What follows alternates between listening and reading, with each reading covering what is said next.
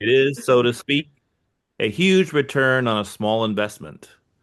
This organization has long been proud of its economic efficiency.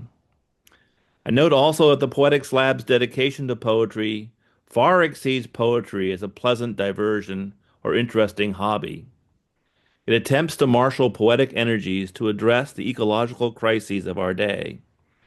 Through its poetic interventions and contributions, it hopes to help make the residents of Washington more aware of what it means to be a part of the Cascadian bioregion. The Poetics Lab cultivates community and provides valuable networking as well as literary resources for aspiring writers. I know the organization well, having served on its board for 2 consecutive terms. It is comprised of hard-working volunteers who are dedicated to producing resources in the humanities that promote human flourishing and ecological accountability. The Poetics Lab is an amazing organization, and I think I share the dream of many in hoping that this grant will give it the leeway to extend its valuable cultural footprint. I hope that you will give them the careful consideration that many of us think they are due. That was my letter. Thank you. Thanks, Oh, Jason. Beautiful. Okay. uh-huh. Thank you, Jason. That was beautiful. Mhm. So I figure, we live in a world where few understand the importance of poetry for the survival of humanity. And I think what a lovely day this is that one who has done so much for poetry has been honored with the Humanities grant from the state of Washington. I've known Paul for many years and the amazing contributions he's made to poetry, but I didn't really know all the details until this request for nominations, and then I did my research. But let me give you a few highlights. Um, so Paul founded the Cascadia Poetics Lab December 14th, 1993, in Auburn, Washington, with the mission of creating a weekly syndicated radio public affairs interview program that aired at the height of syndication on 18 stations weekly. So Paul created over hours of interview programming, much of which is online at www.americanprophets.org.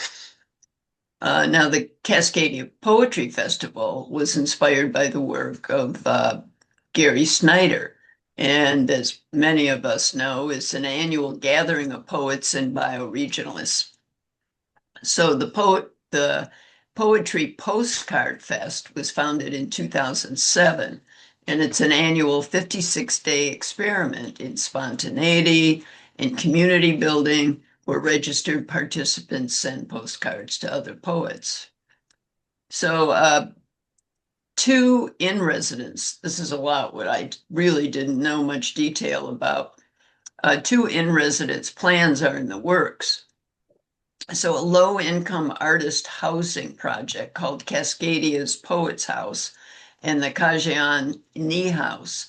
The Kajian House will aid researchers by creating a library focused on Cascadia topics uh, and help poets live the life of a poet in the manner that would honor the spirit, work, and life of Sam Hamill. And Sam Hamill built a home outside of Port Townsend and named it Shadow Heritage or Kajian. Paul is the literary executor of Hamill's work. So Paul envisions Cascadia, Cascadia's Poets House as a low-income social housing artist project to include at least 10 to 12 units, CPL offices, a community gathering space, a cafe, and a Japanese onsen or bathhouse. Now, the project will be connected to a farm and offer locally grown organic ingredients. Now, the resident poets will be open to working with all members of the greater community, and they'll teach at Rainier Beach High School, Cristo Rey, and other nearby high schools. So a studio apartment will be left open for a poet in residence program, inviting a established poet to live at the house for a week or two to work and share their expertise with residents and at-large community members. So thank you, Paul, for allowing us to be part of your vision. So before we invite the other two people to read what they wrote in support of the nomination for Paul, I'd like to share, well, not a great poem, but a playful ditty that I wrote for Paul during the Poetry Postcard Festival.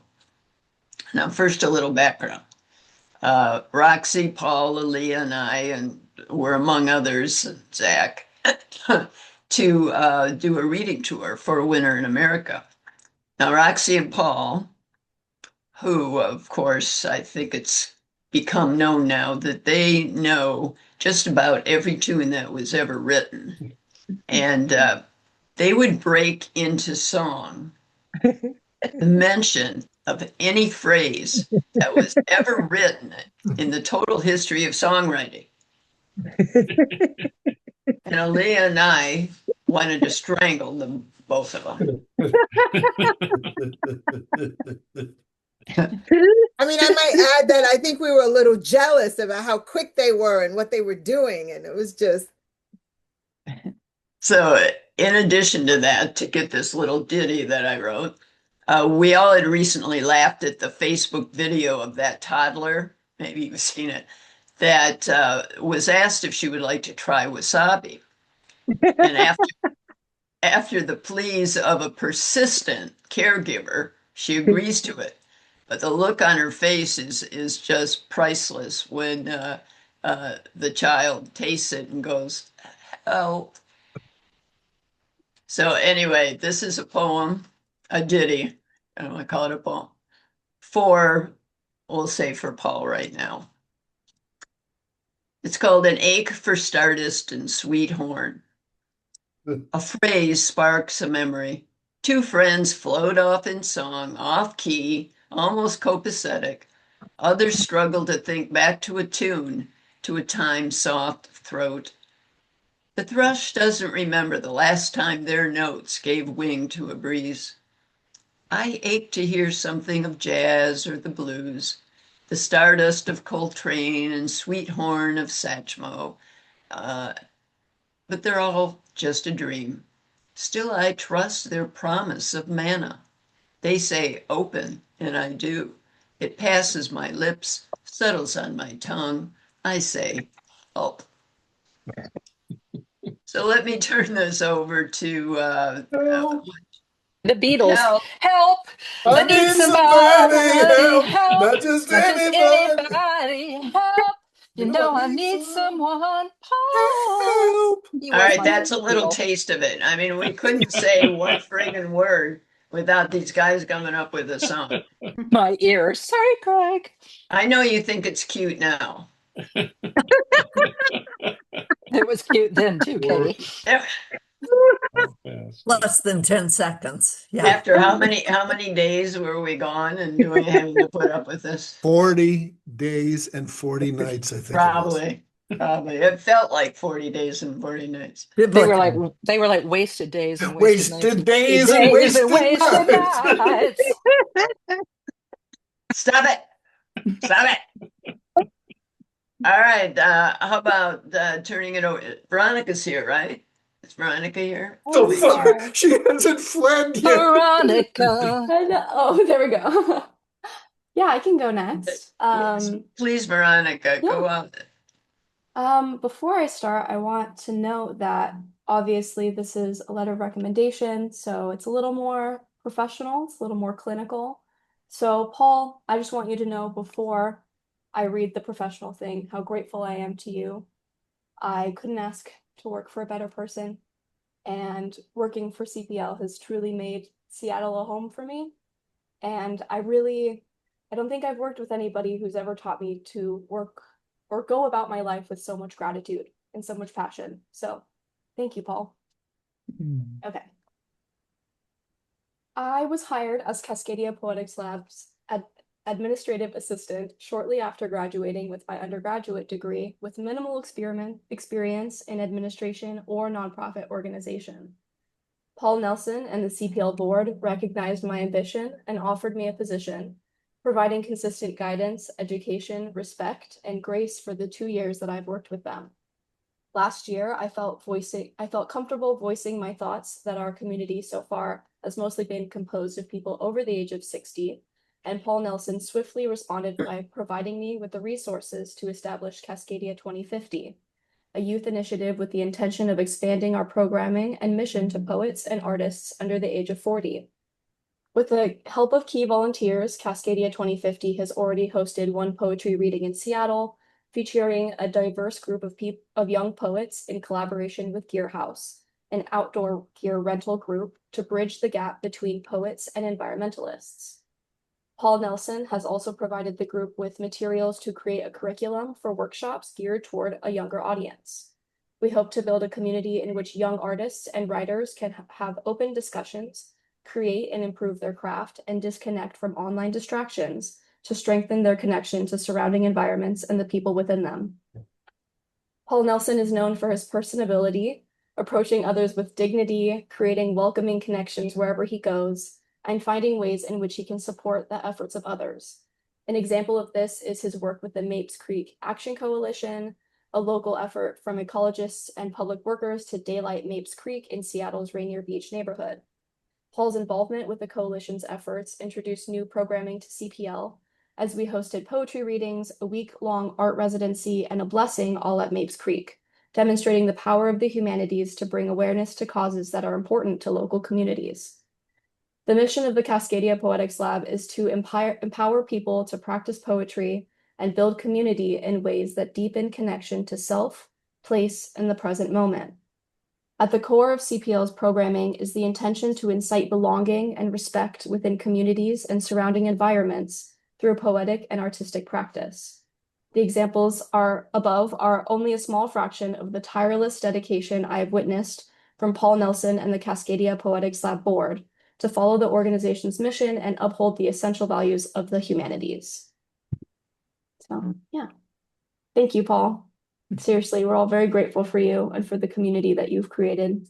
And if you could hear, even my cat was joining in. Thank you. Yeah, it's beautiful. So, all right, and Zach? Thanks, Veronica.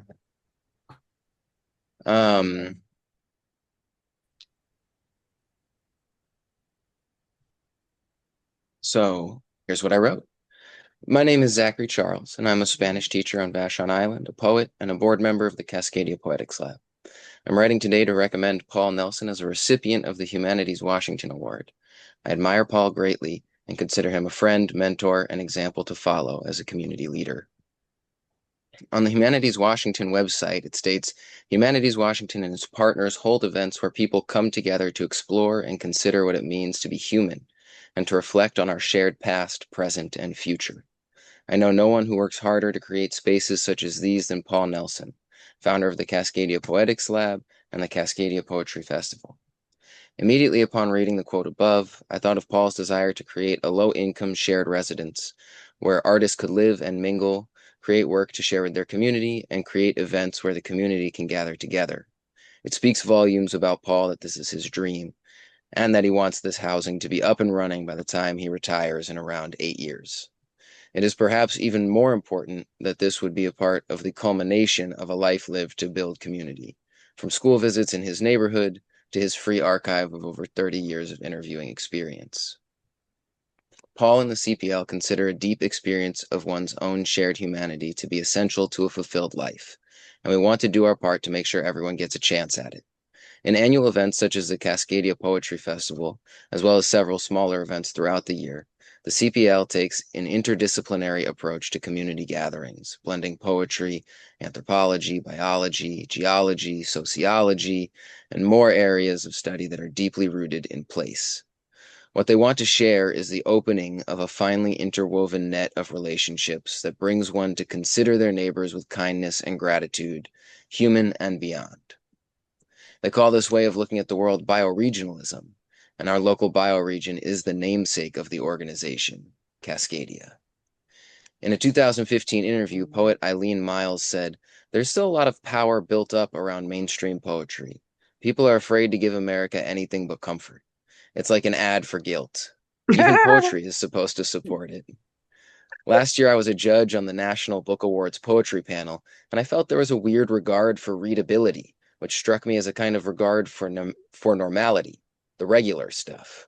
And we're living in extraordinary times, so our literary culture needs to wake up. Her words ring truer than ever today, a decade later. The human experience goes far deeper than comfort. Paul Nelson and the Cascadia Poetics Lab are trying to give communities, especially our neighborhood community in Rainier Beach and the greater Seattle area, the kind of jolt that will lead toward a state where all people seek a deeper understanding of others, themselves, and the human experience in order to discern and promote the common good, as the Humanities Washington vision states. With gratitude, Zach. Thank you, Paul. Thanks, brother. No wonder he won that award. I mean, what beautiful, beautiful letters from you all.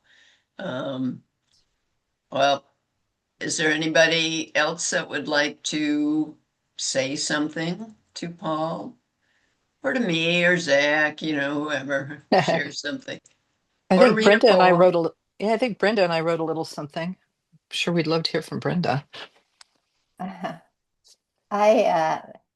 just was very moved by those letters. And Paul, words fail me. I mean, when I met you, I I thought of Bob's remark that with poets, you can always tell that the shadow is very close by and insistent um, in pushing through the ego. And um, it doesn't seem there's anything wrong with you at all.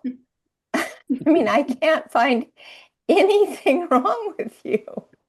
There's just such a beauty in your spirit. I see Greg's remarking.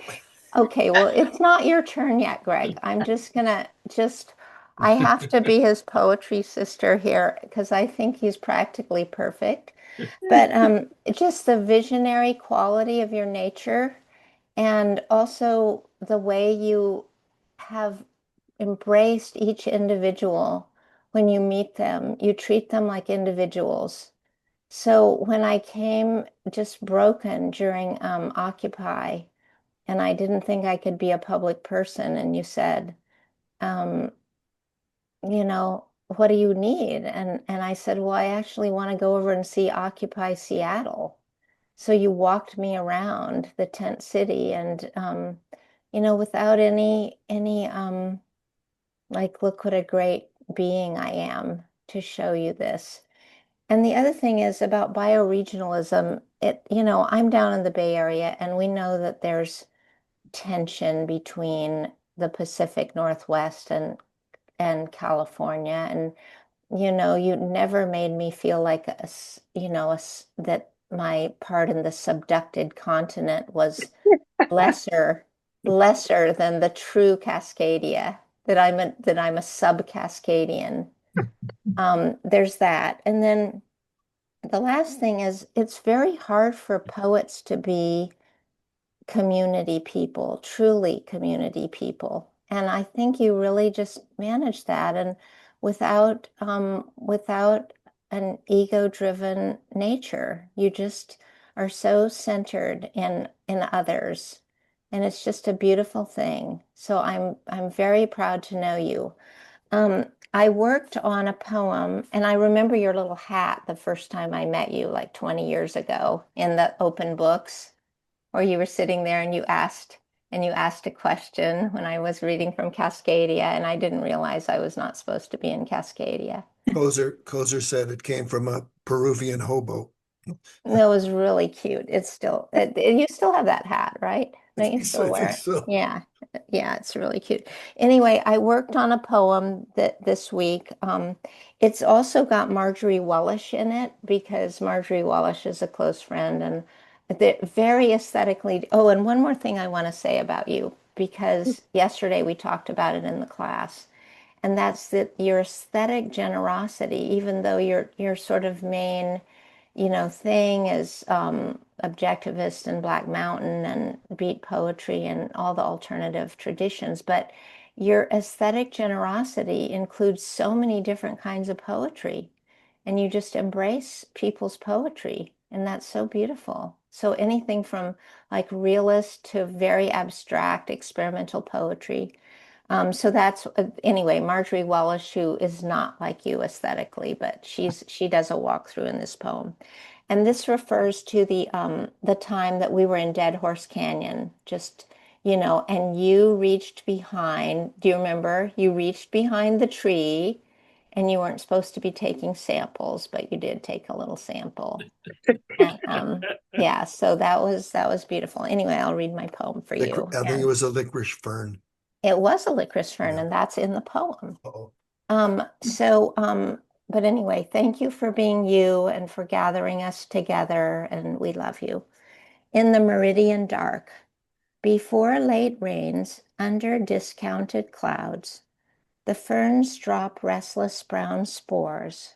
Chain fern, maidenhair, deer fern, licorice, sword fern, lady fern, common bracken, dangerous to cattle. The stems are tossed off but inevitable, like art. The group stops for a breather, and one man reaches into the shadow to find a sample. Elsewhere, a walker rests her eyes inside the angles of a painting. It is late for humans. Everything stands for itself. Colors unravel above earth, more like a college sweater than like cosmic truth, and the minds of the dead are as orderly as spores. I'm not wise, but I've seen some wise ones reach into the meridian dark with longing or just being a conduit. For Paul Nelson and Marjorie Wallish. Mm. Thank you, Paul, for being you. We love you.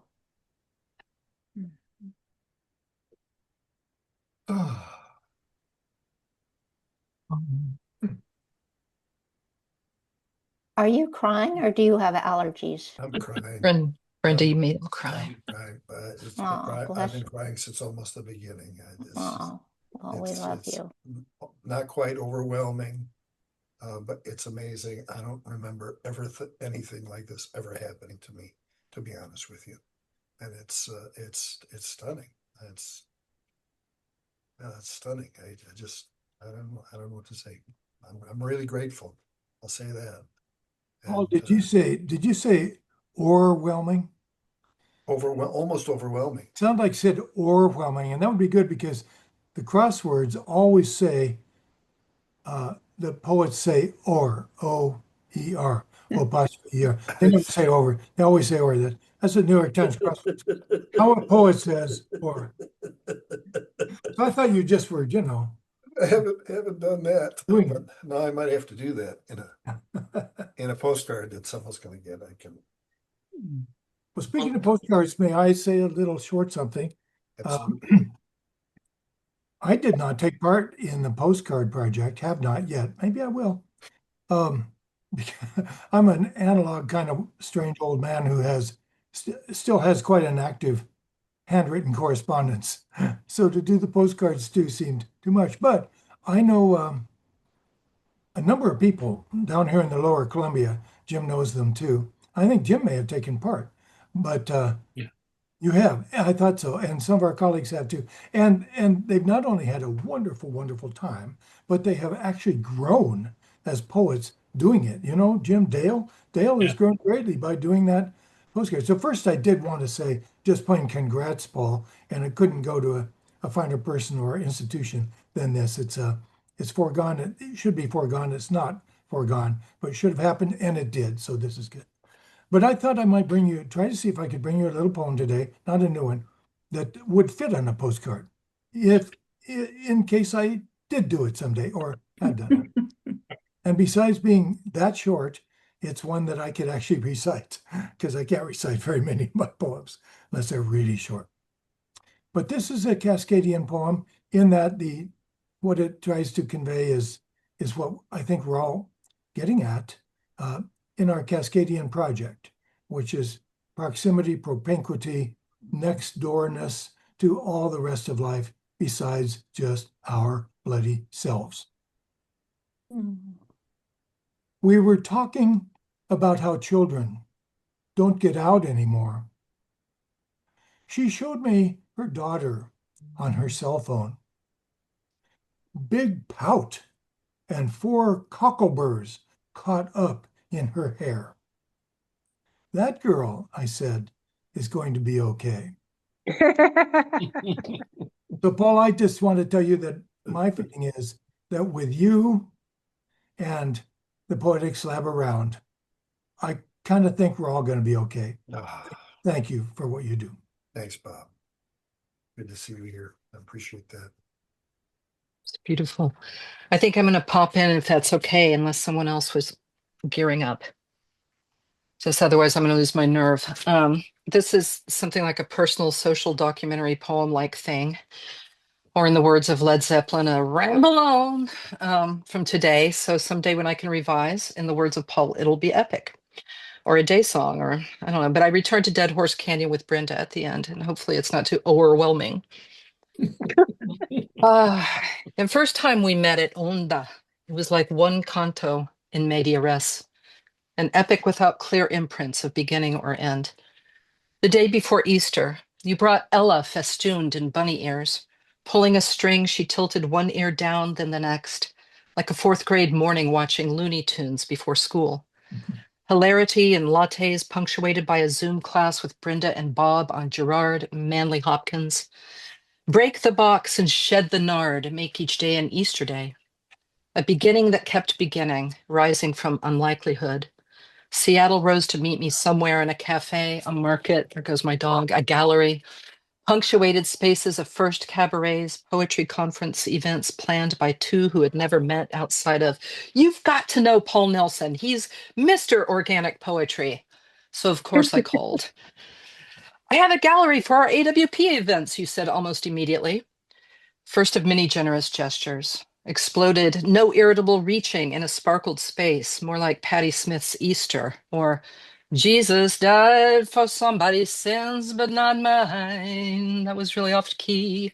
Vortex settled into simple gestures of a calm life. The huckleberry leaves you snipped for Bhakti's bunny. The walks around Rainier Beach to bring home a way to be in the grass in the peacefulest time and to feel that the light is a rabbit light. And so the spring of 2023 turned into time, and poetry is cosmology. Texts collage the distance between. So I'm borrowing from our texts. I hope that's okay. Are you up now? Want to Zoom? Far out. Bad jokes ensued. We decided to call it a clit pit. You can't laugh over this one yet, Dion. Wait. We decided to call it a clit pit since male hijackers wouldn't be able to find it. I think the fleas of 1,000 camels have infested my armpits. It'll be epic. And epic advice flowed like Laschutzseed words from the Duwamish River in classes and calls. McClure's personal mythology. The ego should be like colored glass so a bird doesn't fly into it. I sent a postcard with paper sun. Did you get it? The algorithms got me hooked on this old tune again. Maybe you will like it. You Spotified our days, often during editorial meetings. Stop singing everything, Katie admonished. Carla Bley died, but never stopped playing. Never died for old boys' sins who didn't let her sit in. She sat in on all your days. In the ears of all our days, new arrangements of old voices still among us. Lucinda and Chrissy. It's just that demon life that's got me in its sway. Did you ever wake up to find a day that broke your mind? Like stained glass sharded then soldered into a day song without beginning or end, so the birds don't fly into the old sophistries of June. Do they sometimes fly against the clear wide window you and Bhakti perch next to? Desks on either side of a view of ducks, ospreys floating off the surface of a lake that laps against your days. Poetry arrives in waves like a never-ending love song to Casa de Calibre. Thank you, Roxy. Back to the day song. There's still more. Shit, I should have. Okay. A lake at your front window, a rabbit in your kitchen. Is it raining today? Turning your three-pillared manifesto into a watershed that flows like an afternoon, somewhere between a beginning and an end. A sea page that never knows who died for its sins. Projective, open, bioregional, kinetic as an element speeding along Seattle's highways, zagging with perfect proprioception. Me with my eyelids glued shut. We'll get there. If there is Gasworks Park, windy walk to the top of it, Denise Levertov's grave, quiet step counting, 99 from Bruce Lee's to hers, poetry in Kubota Gardens, light breakfast in Red Wing Cafe before poetry overdose, Olympic Sculpture Park, writing poetry postcards, task, put the word clit pit into a postcard poem, preferably one going to Iowa. Then drifting away to find shells with Ella, whose hair is painted green as the sound that laps around her childhood. And later seared salmon belly served in heaping trays to a dozen poets hungry from the long winter in America. Escaping the regime of maternal surveillance, we collaged text poems. I think the more interesting question is, can we move beyond the nation state, create megastates coterminous with bioregions, etc.? We should make seed bomb poetry, not NPR poetry. Because the fig has complicated inflorescences, as we all do. It's just that demon life. Maybe you will like it. I'm actually going to skip over a whole bunch of stuff because this got too long, didn't it? So then we're walking along through Rainier Beach, led by Brenda, in a bee loud, leaf blower loud glade. Fire hydrant lichen, licentious lichen, adulterer of rust on the hydrant of Rainier Beach scrapings. Postmodern lake of Snyder-esque visions. East and west merge in the lifting fog. Paul Horiuchi lived here on the edge of Norfolk, bisected by houses before Jason's.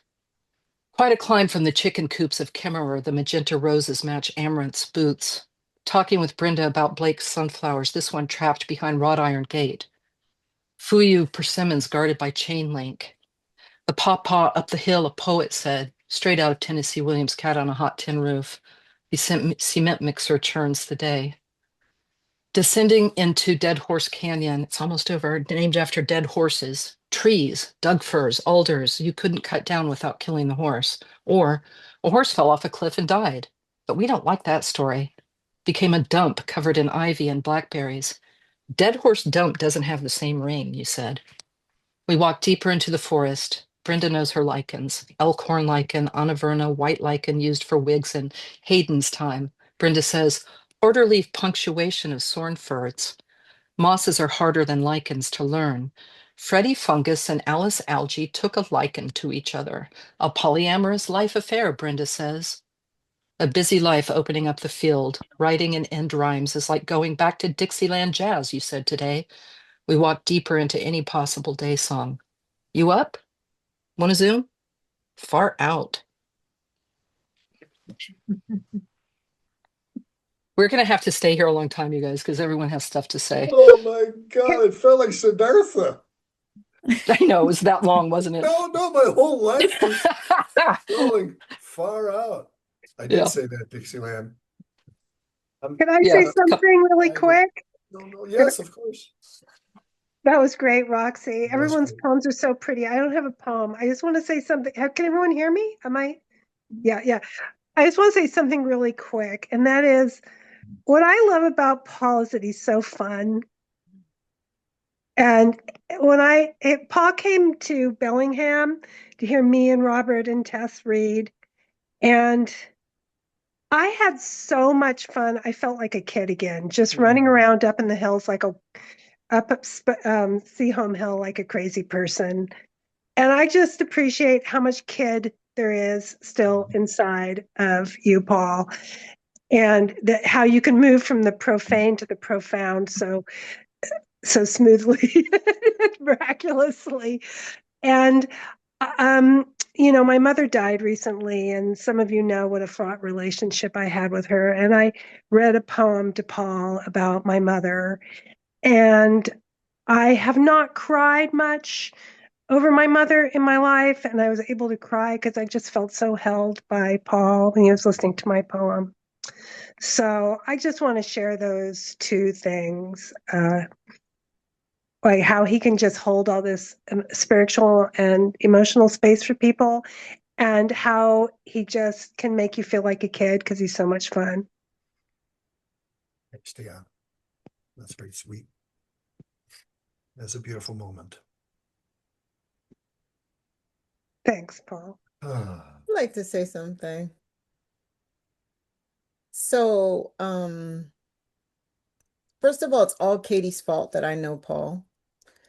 Katie says, I'm doing this thing. I'd like you to be a part of it. And it's her fault. I know Roxy too, and Gabriella, and the list goes on. Michael, so generous and right. sweet. Um, Zach.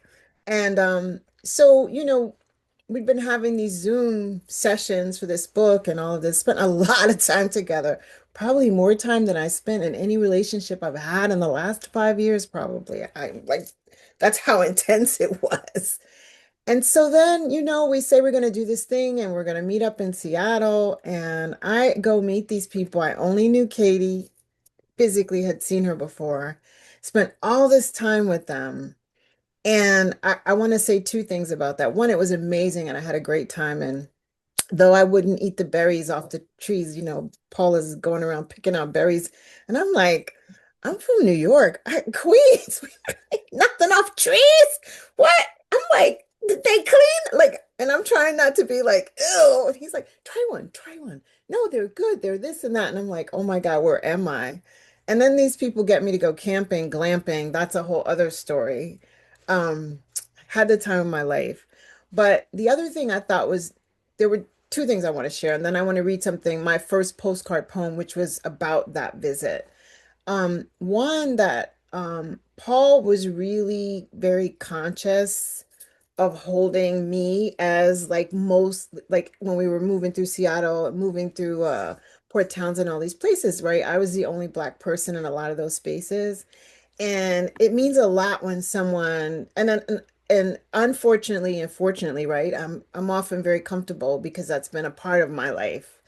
Um, but it matters when you're in there and and he said to me, are you okay? Is this okay? And I just thought that that was really powerful for him to kind of understand what that felt like. And I was always okay because of the people I was with, right? And and it, Katie, Roxy, Paul, Zach, you got all made me feel, a certain way moving through those spaces. So I thought that was, but it was important that he asked. The other thing is, he took us to, and I'm gonna forget the name of it, but we went to this spirit where the Chief's grave is. Is it? Chief Seattle's grave. Yes. Yeah. And he goes, we gotta make a quick stop. And I'm like, okay, because when Paul says we gotta go to the food co-op, we're going there. When we gotta go over here, we're going there, we're doing it. And I was so struck by the energy there and of the Pacific Northwest in general, but that was a really important moment. And I was astonished by the trees that I saw all over and the different places we were going. So I wrote this called Quiet. Pacific Northwest trees whisper in July. A Douglas fir and western red cedar discuss climate change and spiritual truths, air, fire, and water. Where have all the Yakima people gone? D. Fir and Red Cedar speak to a Queens, New York City poet. She wants to climb up high, touch their branches, and listen close, digest their secrets.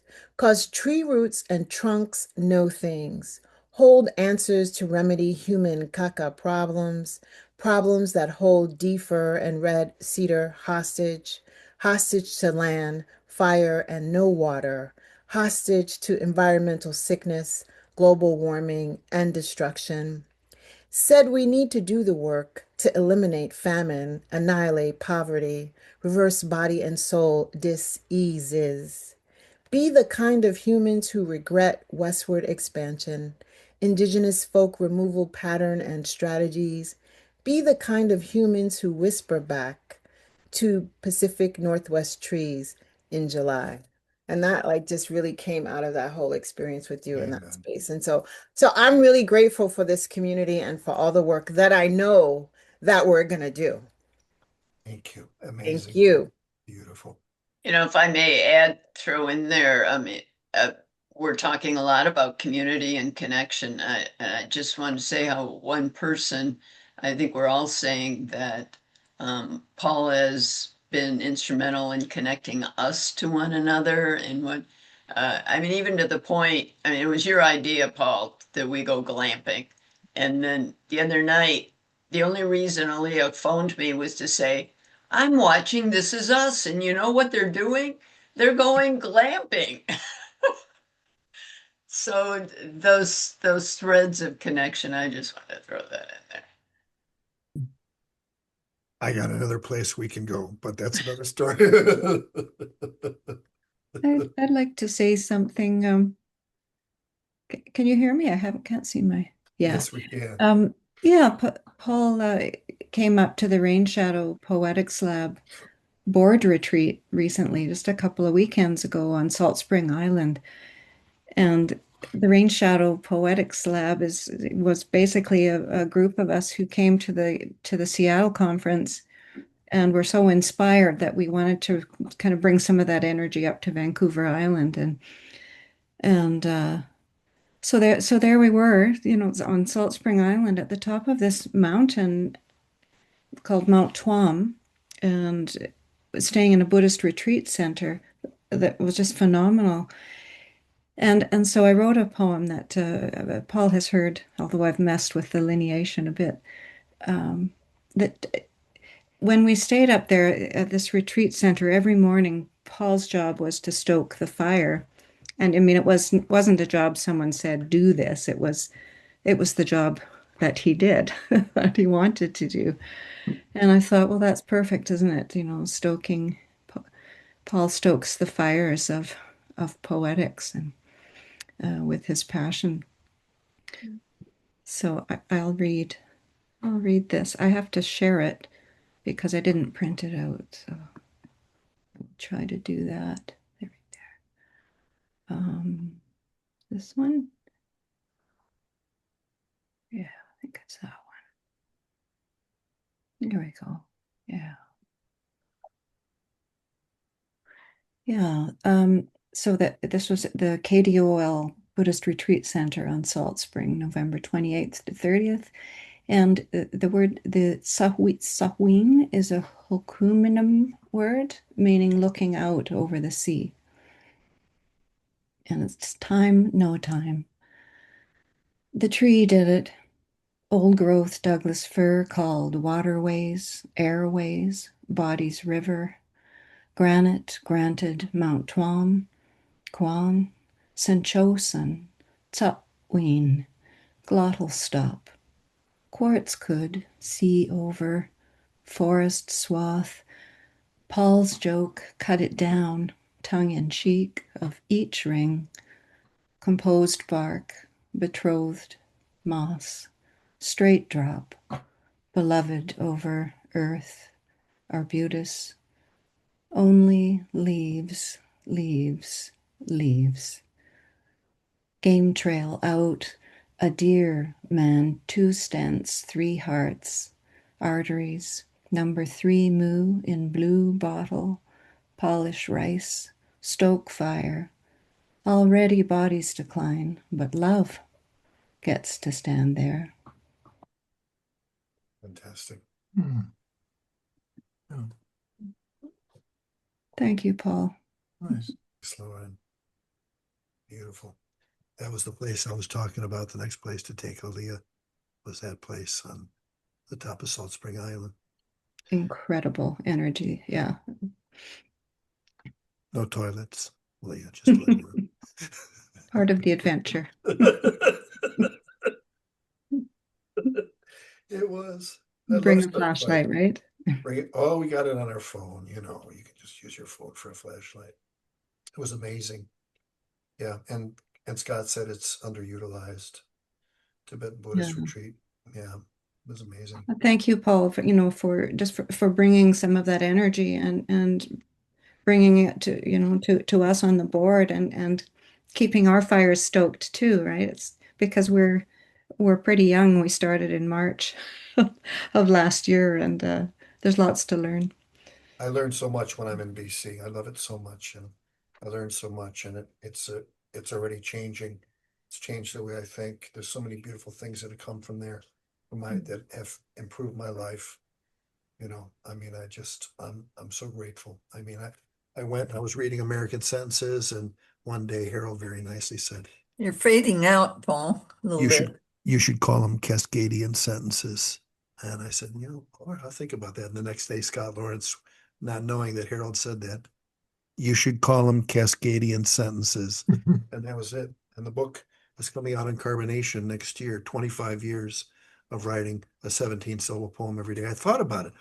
I'm like, is it only the last 6 months I've been writing Cascadian sentences? And no, it's not. So the book's not going to be called American Sentences after 25 years. I'm done with that project. And though I don't wish for bad things to happen in this country, I can't represent the project.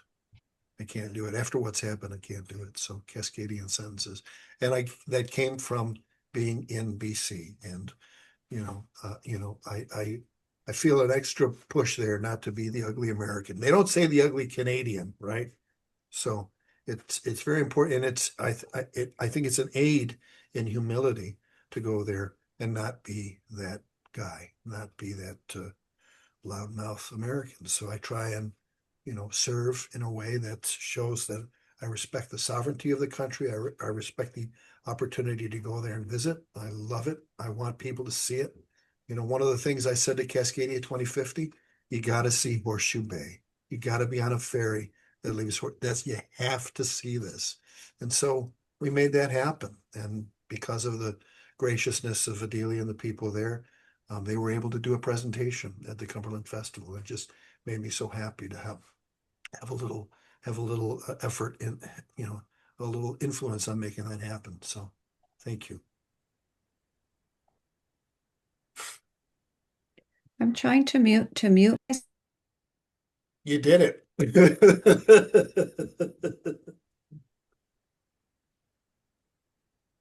I guess I can chime in.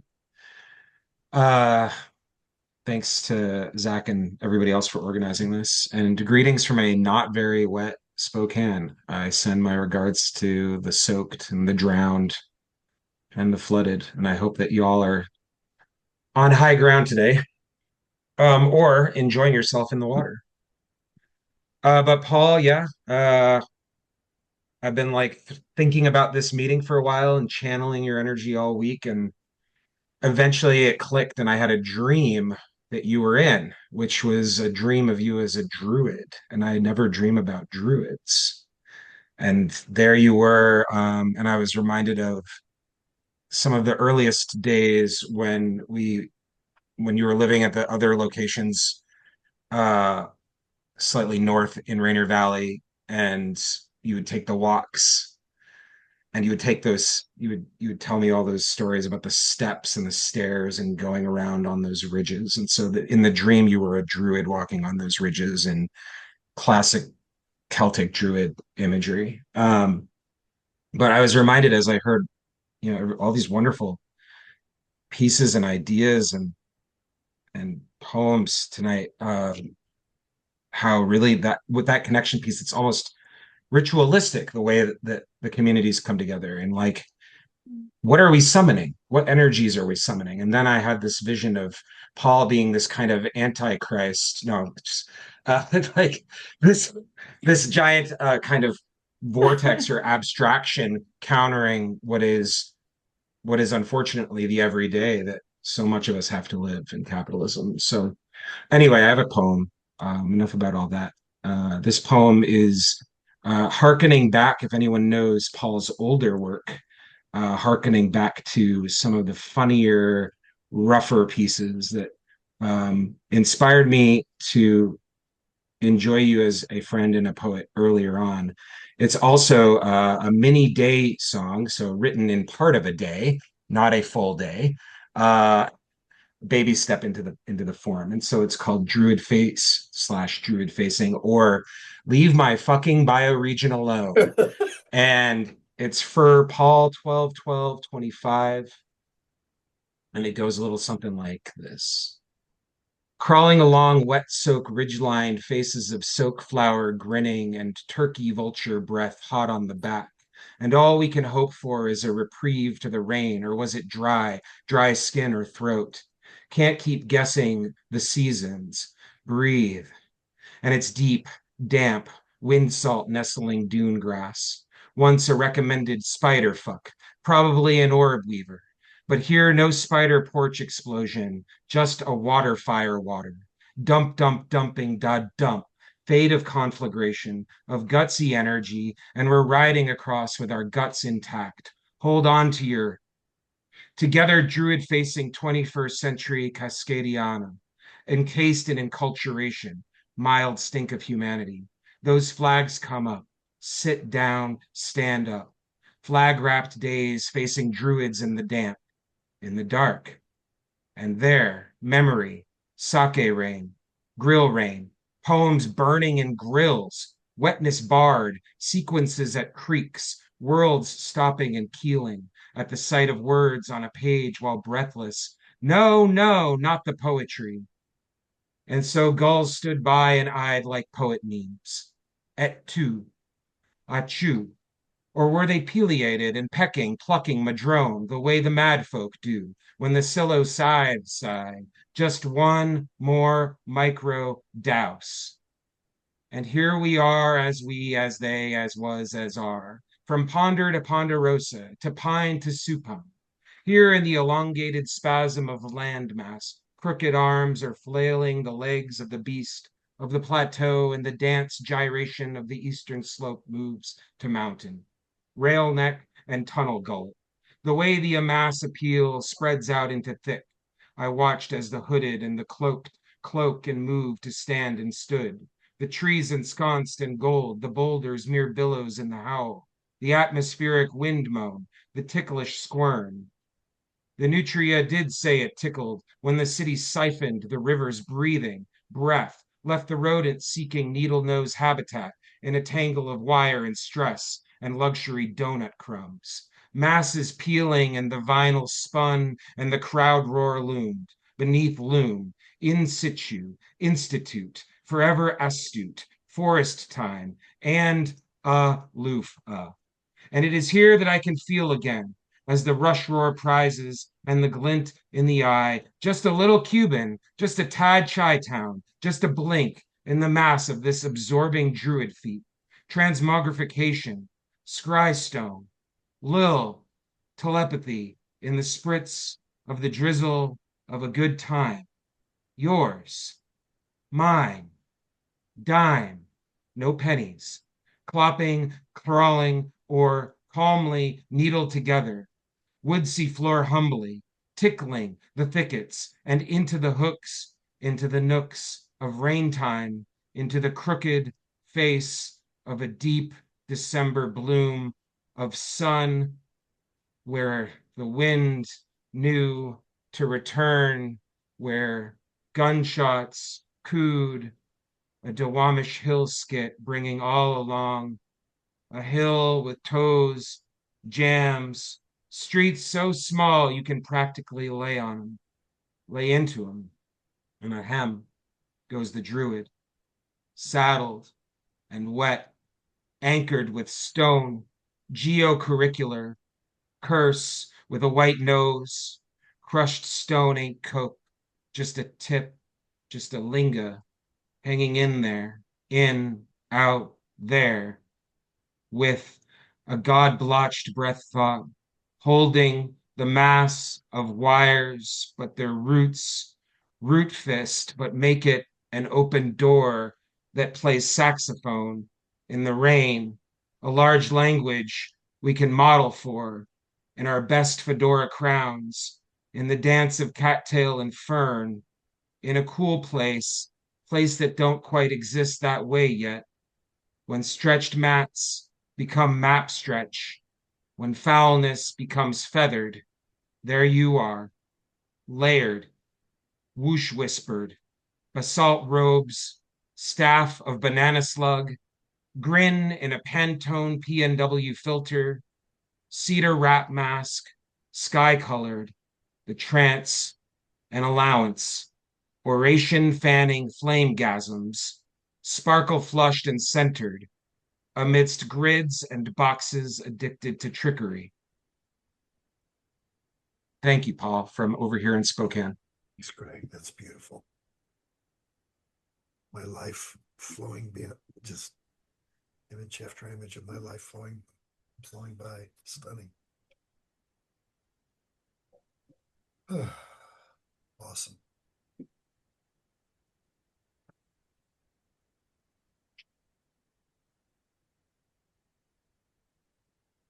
All right, no one's going to read. I'm going to go get my glass of wine. Sharon, Is that Brenda drinking wine? See, I have to go. Sharon, yes, I'm here from the interior of BC. Can you hear me, everybody? Yeah. You're I'm the audio's on, I hope. Yeah. Yeah. Okay, thank you for changing. You're welcome. Gee, who's she? I'm listening to all these beautiful poems and seeing all the people from all over the place, the impact that you've had, Paul. You have created this, and you are all heart and skills, adventure and possibility, generosity and hard work and trueness and realness. It's because of you that I get to call myself, as I do on every chance I get, a Cascadian poet from the interior of BC with our sagebrush and bunchgrass and forest fires and cougars. And I don't have, I couldn't think of a poem to write, but I found this little part of a long poem by Wallace Stevens, and I'll just read this short section. Until the used to earth and sky and the tree and cloud, the used to tree and used to cloud lose the old uses that they made of them. And these men and earth and sky, inform each other by sharp informations, sharp, free knowledges, secreted until then, breaches of that which held them fast. It is as if the central poem became the world. And your work, Paul, means the world to me, and obviously it has an enormous impact and meaning, great, great meaning. And I just want you to keep going on and for that impact to grow and grow and grow, which I think this beautiful award, which is so well deserved, is going to have. That is the impact that it is going to have, and will have and it's for all of us. I can't thank you enough. Thank you, Paul. Bless you, Sharon. I'm so glad you're here. That was beautiful. Heidi has talked about bringing me there to teach a workshop. So, yeah, I'd love to come. That'd be fantastic. I'll get it organized. How's she doing? How's she doing? She's hanging in. Yeah. Yeah, she's a tough woman. Yeah, yes, she is. Sure. Is he still away? As far as I know. Yeah. I don't live in Washington anymore, but it was a wonderful. I told you all about the honoring of all 50 individuals was on the 10th, and it was it made me proud that I was from Washington, to just see all those people that are honored, and a number of people that I knew from when I lived there. But to be a part of that, Paul, I haven't talked to you about it, but I imagine that must have been such a wonderful, um, a feeling, proud moment to be from Washington and to be part of Cascadia. So, uh, That was very nice. I really appreciated that. I was humbled by that. But this evening is yeah. just nothing, nothing like this has ever happened to me. And I'm stunned by it. And it just makes me so happy. Um, I, I was at my daughter's wedding and I was weeping. I talked to Gabriella about this, and this old Jewish grandmother's like, put a smile. She didn't say it, but put a smile on your face. And Gabriella said, I hate when they do that. And it was like, this is my way of expressing joy. I'm so moved by it. And you don't understand. A, you don't understand that. B, you're not asking me how I feel. And C, you're telling me how to be.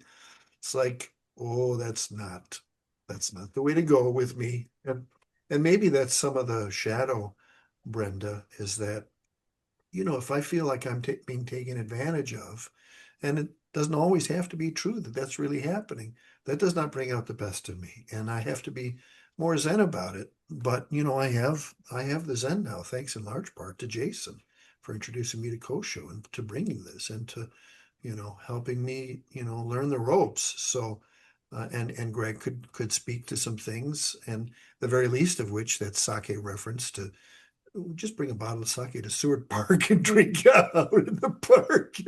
That was one of the things he referenced, and he could tell you a few more. So anyway, But I think, just if I could just say, in defense of your shadow, like there are people with egregious, natures who do damage, and there are people who just incorporate their whatever weirdness makes them askew in a gentle or appropriate way. And there's just something about the way you are with other people that is it's really worthy of the Humanities Award because you have such large humanity. You include so much humanity. So that's what I meant by it. Not that you never did anything wrong. I'm sure you have, but I just haven't seen it. Um, yeah. but yeah, and the other thing is I completely concur with what everybody has said, just in terms of how you have managed to conduct your relationship to an institution that you started that has been so successful. Not taking over or being an egomaniac about it, but facilitating other people's responses to it. So that's what's miraculous. And I'll shut up now, but I just wanted to say that. And yeah. Thanks, Brenda. And I know you're being so humble about this, Paul, but I think in the perfect world, and especially in the most positive way, the saying is true of what goes around comes around. Um, so I think that's what everyone's saying to you today. It's this is a very if you're saying this is karma, then it's makes me feel very good. This is amazing. Gabriella has her hand up. I don't know. Let me see. I'm mute. No, you're on. You're on. We can hear you. You can hear me. Yes, we can. Okay. Um, it says mute on my end, but first of all, when the movie Black Panther came out, everybody was, oh my God, this is wonderful and blah blah blah. And I was, no, this should have happened 50 years ago. And I'm dumbfounded to know that you had not had um, other uh, celebrations in your honor. I'm dumbfounded as dumbfounded as I was when my mother turned 75 and I did a birthday party for her, and it turns out that she had never had a birthday party. And sometimes the people that do the most for others are overlooked because they are the light up above. And we don't think you're also like me. We look so very strong, and people think we need nothing. And I'm very pleased to know that that this hadn't happened, but it's now happening, and it should happen.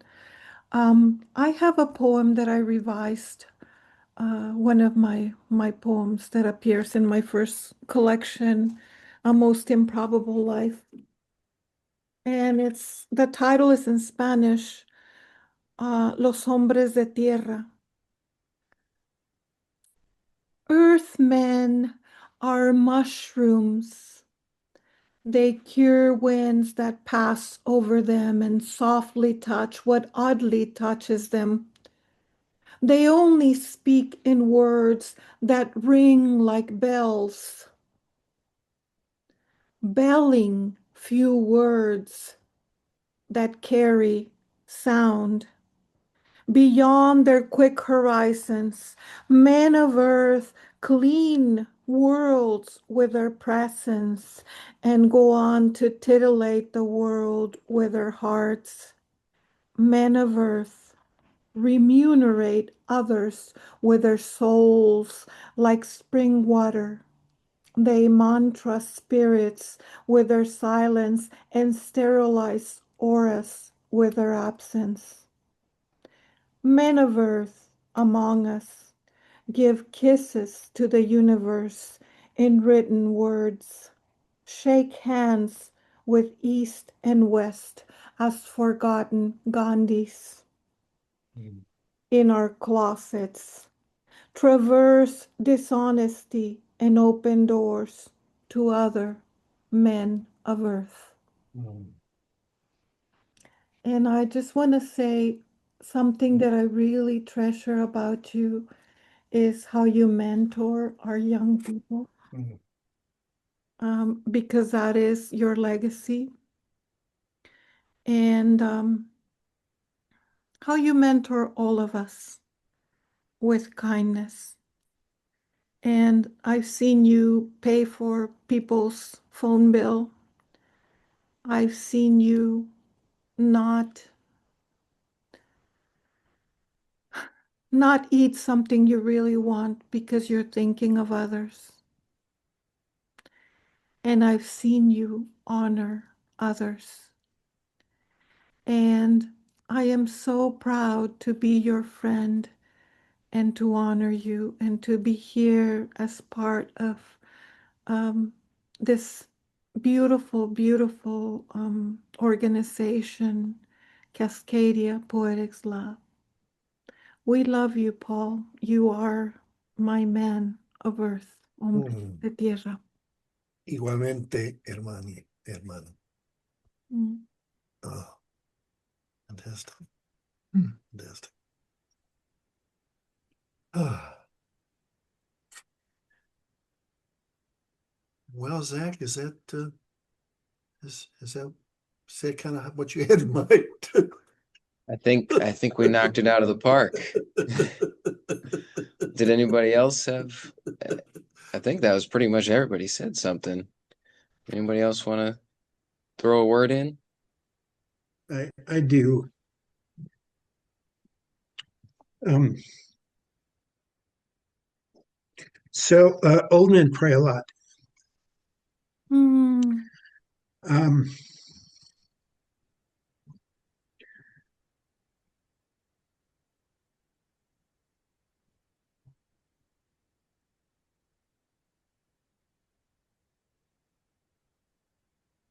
but I didn't write anything. I mean, I have something I have something written, but it's not it's what Paul caused to have happen, and I don't want to distract from that. Um, what we're talking about right now, which is Paul himself, and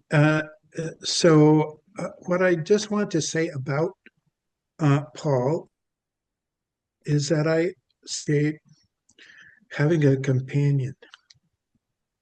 Mm. Um,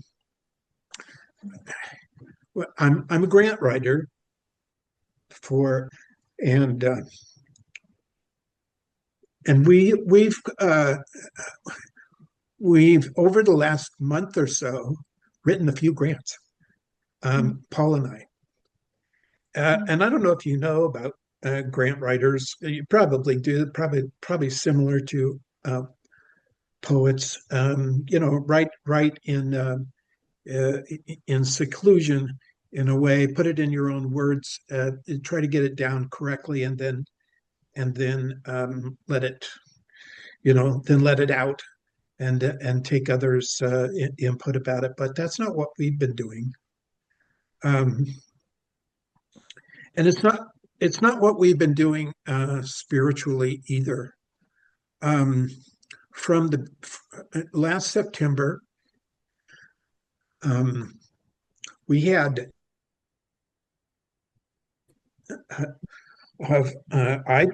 I needed to go back to work for my mental health, um, and for my physical health. So I put on Facebook that I could take another client, um, if within hours. Paul responded that he needed a grant writer. So that was the beginning of the most recent dance that we have had. And it has led to the last few weeks, maybe 2 months, where we've been working on grants,